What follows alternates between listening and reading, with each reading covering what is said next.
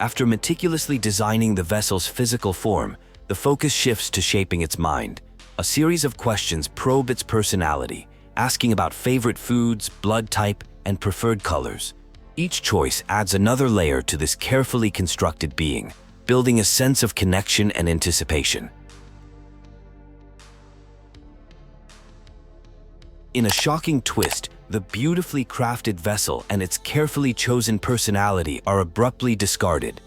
A voice declares that no one can choose who they are in this world, subverting the player's agency and introducing the true protagonist, a quiet human child named Kris. Kris wakes up in a cozy room, called by their mother Toriel. After getting out of bed, there's a chance to explore the house. Details hint at a life shared with an older brother, Azriel, who is away at university, and a past filled with childhood memories. Exploring the living room and kitchen reveals more about Kris's family life. A photo on the fridge shows Kris, Toriel, and Azriel together. The environment is filled with small, telling details, from cinnamon batter on the stove to a well-loved armchair, painting a picture of a warm but perhaps lonely home. Toriel drives Kris to school, expressing her excitement for Azriel's upcoming visit from university. She worries if her accomplished son will still enjoy their small town. The drive offers a glimpse of the town's inhabitants, establishing the setting of a quiet, peaceful monster community. Arriving late to class, Kris is tasked by the teacher Alphys with finding a partner for a group project. This mundane school activity becomes a source of anxiety as Kris navigates the classroom, seeking a partner among familiar faces who all seem to have already paired up.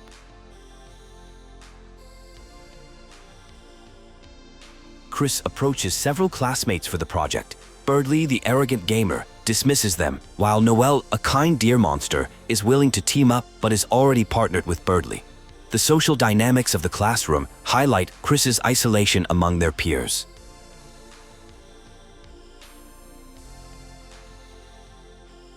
Just as Kris is left without a partner, the intimidating purple monster Susie barges into the classroom. Alphys, flustered, pairs Kris with Susie for the project. The tension rises when Alphys realizes the classroom chalk is missing yet again, a recurring and mysterious problem.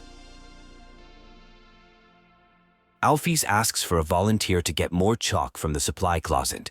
When no one speaks up, she singles out Susie, who arrived last. To ensure the task is completed, Alphys asks Kris to accompany her, sending the unlikely pair on a seemingly simple errand.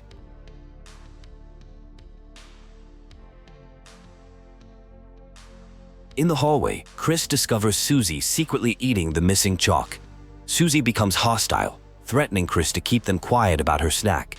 She expresses a deep-seated frustration with quiet people, believing she knows exactly what they are thinking and judging her for her actions. Despite her threats, Susie decides not to harm Kris, citing their good mother.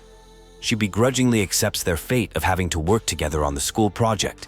Establishing a new dynamic, she orders Kris to follow her to the supply closet to get the chalk.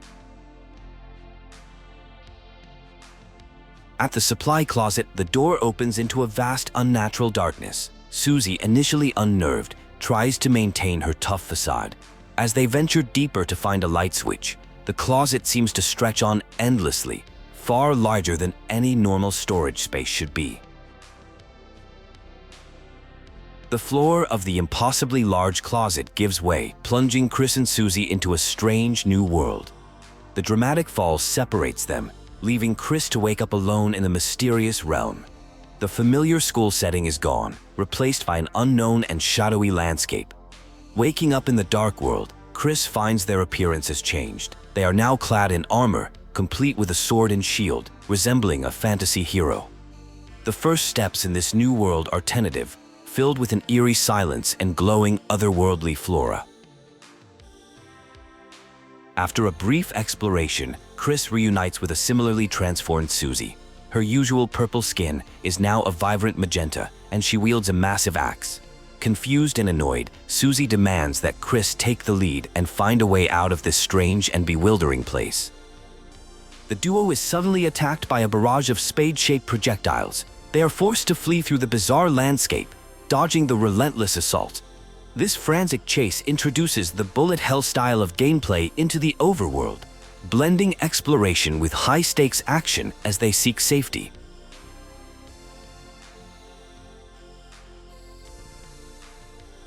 Taking refuge from the attacks, Kris and Susie meet a mysterious cloaked figure. This is Ralsei, the Prince of the Dark World. He welcomes them as the prophesied heroes of light, destined to save his kingdom from a terrible calamity and restore the balance between light and dark.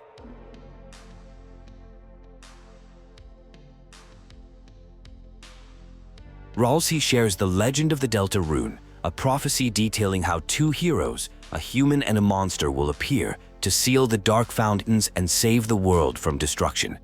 He identifies Kris and Susie as these heroes, pleading with them to accept their destiny.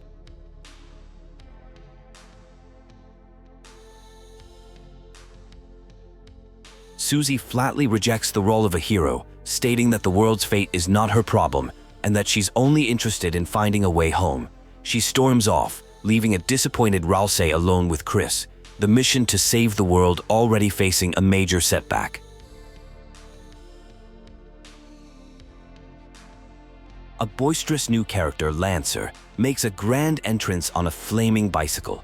Declaring himself the bad guy, he challenges the heroes to a fight. This first battle serves as an introduction to the combat system, showcasing the options to fight, act, or defend against foes. During the fight with Lancer, Kris uses the complement action, which unexpectedly flatters Lancer and lowers his attack power. This demonstrates the power of kindness in the Dark World's battles. The fight ends peacefully as Lancer, flustered, makes a hasty retreat to get home for dinner.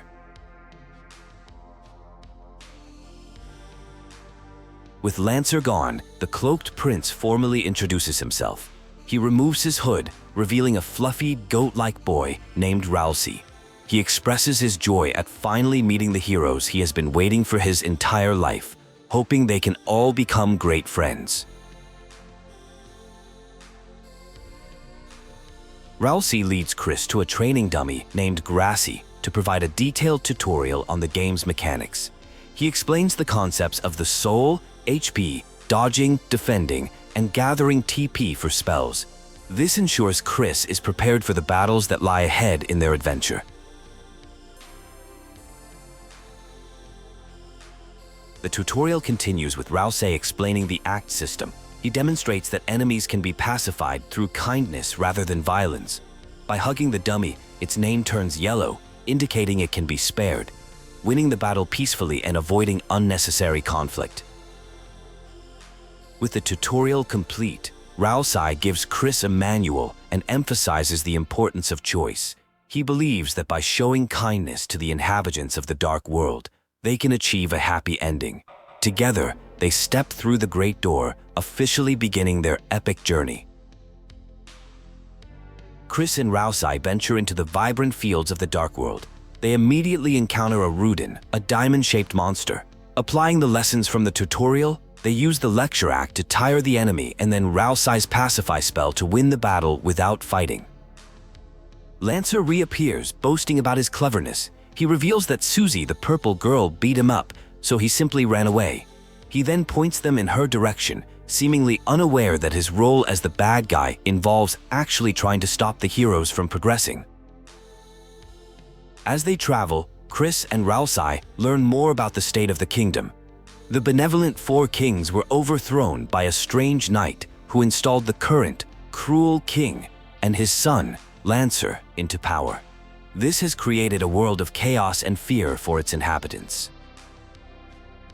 Kris and Ralsei encounter Hathi, a heart-shaped monster. They discover that Hathi can be easily won over with compliments. This encounter introduces a new act that can affect multiple enemies at once, offering a strategic advantage for peaceful resolutions in group fights. A lone Rudin warns the heroes about a purple beast roaming the area, clobbering anyone in her path. It becomes clear that Susie is causing chaos ahead of them. Ralsei grows concerned, insisting they must catch up with her quickly to prevent more trouble. The party finally catches up to Susie, who is stuck at a puzzle-locked door. Ralsei explains that they all need to work together to proceed. Reluctantly, Susie rejoins the team, albeit while keeping her distance, allowing the full party of 3 to finally unite and move forward. The group encounters a group of puzzle designers who have been forced to create tutorials by the new king. They offer various lessons in exchange for money, humorously explaining game mechanics like TP, reviving allies, and the specific benefits of different actions for each party member. The party visits a shop run by a mysterious, stoic character named Seam. Seam offers items for sale and provides cryptic lore about the world, the Lighteners, and the tyrannical king, adding depth and history to the strange realm Kris and Susie have found. Lancer confronts the party again, this time trying to be scarier with an evil laugh. Susie, unimpressed, offers him some pointers on how to be genuinely intimidating. This amusing interaction begins to form an unlikely bond between the tough girl and the wannabe bad guy.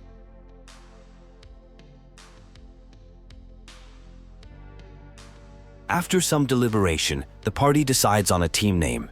Kris pulls a crumpled piece of paper from a bucket, revealing the name, the Fun Squad. This silly, player-chosen name solidifies their identity as a team, much to Ralsei's mild dismay and Lancer's delight.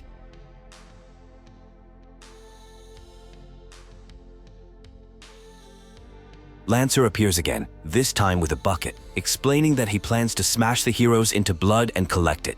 Susie, surprisingly, finds this attempt at being scary to be an improvement, offering him genuine feedback and encouraging his efforts, strengthening their odd friendship.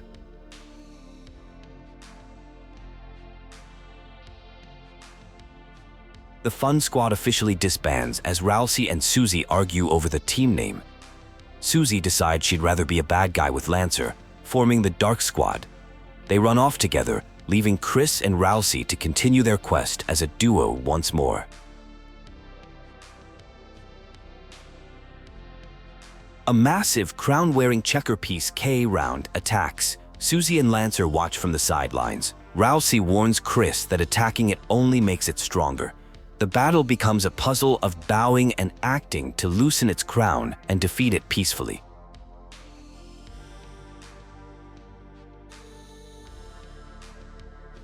After the K-round battle, Ralsei scolds Susie for making the fight worse with her aggressive tactics. Frustrated with being told how to be a hero, Susie officially quits the team and joins Lancer as a full-time bad guy, promising to work against the heroes. Lancer and Susie, now the Dark Squad, are seen having a snack break. Lancer offers Kris and Ralsei some of his secret stash, salsa hidden in a tree stump. The moment is a humorous break from the main quest, showcasing the bizarre but growing friendship between Lancer and Susie.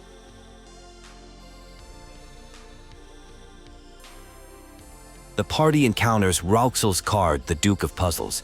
He presents them with a challenge that is immediately sabotaged by Susie and Lancer, who simply walk through it.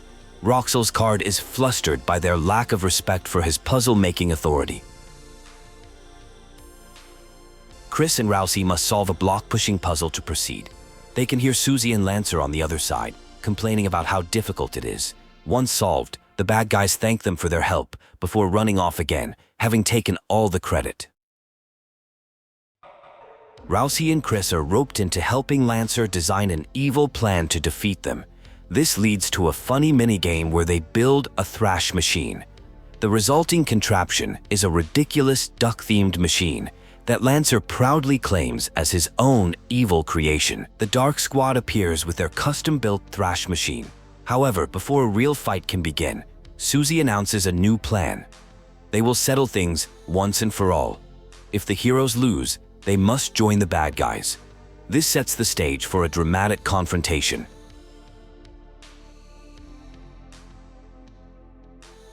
The battle against Susie and Lancer begins. The key to victory is not fighting, but using Ralsei's lullaby spell to put Susie to sleep. This allows Kris to reason with Lancer alone, appealing to his better nature without Susie's aggressive influence. With Susie asleep, Kris and Ralsei convince Lancer to stop fighting. When Susie wakes up, she reluctantly agrees to rejoin the hero's team. Lancer, thrilled, also joins, and the party is finally a true united group of four, ready to face the king together. The newly formed team shares a moment of bonding at a candy tree. Susie, initially wanting the candy for herself, gives the last piece to Lancer. It's a small but significant act of kindness, showing her character's growth and her developing friendship with the young prince. As they approach the castle, Lancer becomes deeply troubled. He realizes that if they confront his father, the king, Susie will likely fight and kill him. Unable to bear this, he runs off, abandoning the team right as the king's forces surround and capture them. Locked in the castle dungeon, Kris and Ralsei worry about Susie's whereabouts. Susie, in a separate cell, communicates with them. They guide her through a complex puzzle, showcasing their teamwork even while separated and imprisoned by the king's guards. Free from her cell, Susie confronts Lancer, who is guarding the path forward. He confesses that he was the one who had them imprisoned, hoping to prevent a fatal clash between her and his father. The betrayal devastates Susie, who feels that no one truly wants to be her friend. Heartbroken by Lancer's perceived betrayal, Susie attacks him. However, Lancer refuses to fight back. Overwhelmed with conflicting emotions, Susie can't bring herself to deliver a final blow. She breaks down, admitting she doesn't want to kill him and just wants to go home. Susie promises Lancer she won't hurt his dad, agreeing to try a peaceful approach. Reconciled, they become friends again. Lancer rushes off to ripen up his dad for a talk, while Susie goes to free Kris and Ralsei from their cell, her resolve and character strengthened. Deep within the dungeon, the party finds a mysterious caged prisoner named Jevil. He speaks in chaotic riddles and challenges them to a game. To free him, they must find 3 broken key pieces scattered throughout the world and have them repaired. The party embarks on a side quest, backtracking through the dark world to find the hidden key fragments. One piece is sold by Seem the shopkeeper, while the other 2 are hidden in secret areas, requiring careful exploration and puzzle solving to uncover their locations. After finding all the key pieces, the party has them forged into a single key by the smith, Malleus. They return to the dungeon and unlock Jevil's cage, initiating a secret and incredibly challenging boss fight against the chaotic and unpredictable Jester. The battle with Jevil is a whirlwind of disorienting random attacks that push the party to its limits. The world spins and the screen fills with unpredictable patterns. It requires intense focus, quick reflexes, and strategic use of every healing item and defensive spell available. After a grueling battle, the party finally pacifies Jevil. He rewards them with a powerful item and a cryptic warning about what's to come. Seem later explains that Jevil was once the court jester who went mad after meeting a strange someone, hinting at a greater mystery. The party finally reaches the top of the castle. They encounter Ralsei's card again, who presents them with more of his ultimate puzzles, which are comically simple. He then faces them in a boss fight, which is easily won by throwing Ralsei at his opponent.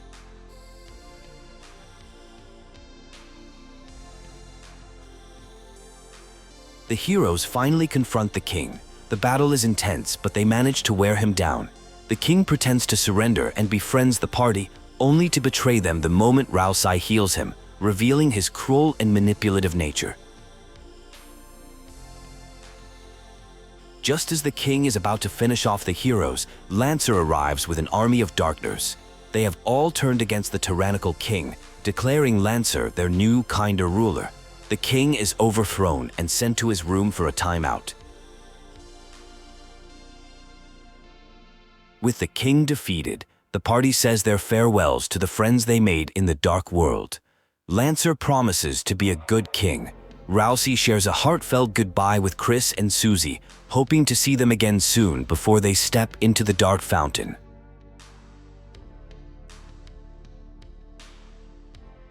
Kris and Susie awaken back in the school's unused classroom, the dark world adventure seemingly over. As they prepare to leave, Susie surprisingly asks Kris if they can go back there tomorrow, revealing she enjoyed their time together and wants their adventures to continue. Kris walks home through the town, now quiet and empty as the sun sets. there's a chance to interact with the various townspeople one last time, including a comical encounter with Birdley and the stop at the library to see the overdue book notice.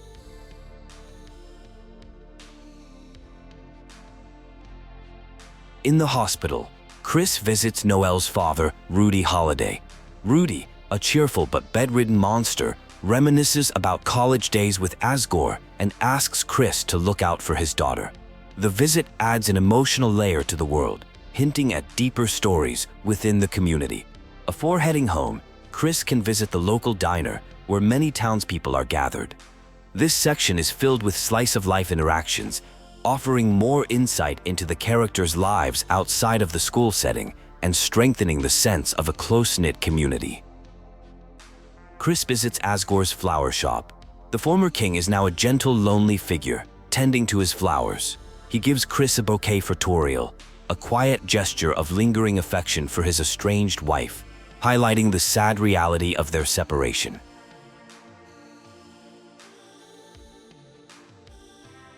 On the way home, Kris has a memorable encounter with Sans, who has just moved into town with his brother. He jokes about having already befriended Toriel and invites Kris to hang out with Papyrus the next day, a familiar and welcome crossover moment. Back home, Toriel has baked a butterscotch cinnamon pie. After a long day, Kris finally goes to bed. The chapter seems to be ending on a peaceful note, with the promise of more adventures and friendships to come in the future. In a shocking and terrifying final scene, Kris suddenly wakes up in the middle of the night. With violent, unnatural movements, they rip their own soul from their chest, throw it into a birdcage, and pull out a knife, a sinister smile spreading across their face.